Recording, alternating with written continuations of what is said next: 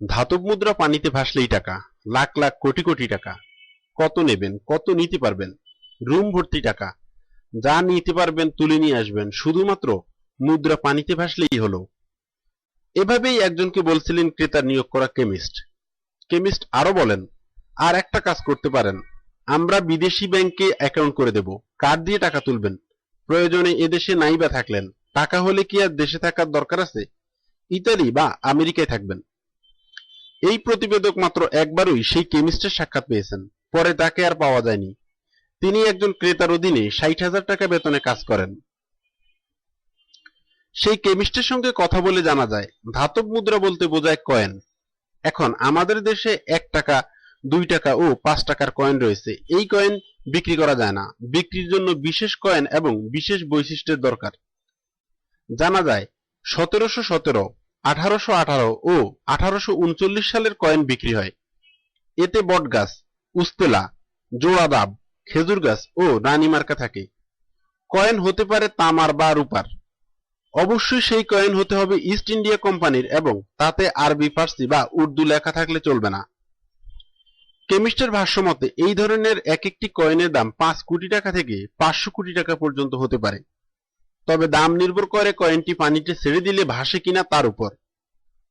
কোন কয়েন কত তাড়াতাড়ি ভাসলো আর কতক্ষণ ভেসে থাকলো তা দেখা হয়।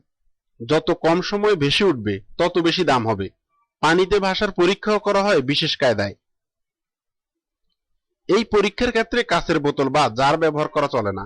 প্লাস্টিকের বোতল কেটে তাতে পানি ঢেলে সেই পানিতে কয়েনটি ছাড়া হয়। ২০ মিনিটের মধ্যে সেটি ভেসে উঠলে বুঝতে হবে এর কার্যকারিতা আছে, আর না ভাসলে কার্যকারিতা নেই। ২০ মিনিট সময়ের আগেও ভেসে উঠতে পারে। যদি কয়েনটি পিতল, কাঁসা বা লোহার তৈরি কোনো পাত্রে দীর্ঘদিন রক্ষিত থাকে, তাহলে এর কার্যকারিতা লোপ পায় এবং তা ভেসে ওঠে না। এটা হলো প্রাথমিক পরীক্ষা। এই পরীক্ষা টিকে গেলে, অর্থাৎ কয়েন পানিতে ভেসে উঠলে তার ছবি তুলে ক্রেতার কাছে পাঠানো হয়।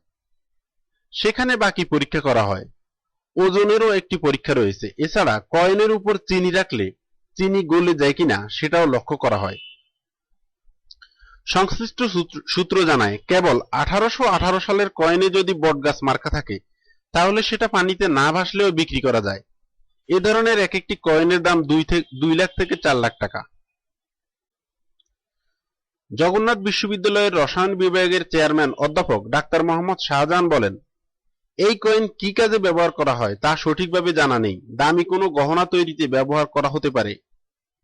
এই কয়েন বাণিজ্যিকভাবে বিক্রি করা যায়, এটা শুনে অবাক জগন্নাথ বিশ্ববিদ্যালয়ের পদার্থবিজ্ঞান বিভাগের চেয়ারম্যান অধ্যাপক ডক্টর পরিমল বালা। তিনি বলেন, কয়েনের আসলে কোনো কার্যকারিতা আছে কিনা তা আমার জানা নেই। সংশ্লিষ্টরা জানান, লাভবান হওয়ার আশায় অনেকেই নকল কয়েন বানিয়ে বিক্রি করার চেষ্টা করে ব্যর্থ হচ্ছেন। কয়েন যাতে পানিতে ভাসে তার জন্য অনেকে স্বর্ণকারের শরণাপন্ন হন। সেখানে নকল কয়েন বিশেষভাবে কেটে ভেতরে খোল বানানো হয়। সেই খোলের মধ্যে শোল বা কর্ক জাতীয় বস্তু ঢুকিয়ে মুখ বন্ধ করে দেওয়া হয় যাতে কয়েন পানিতে ভেসে থাকে।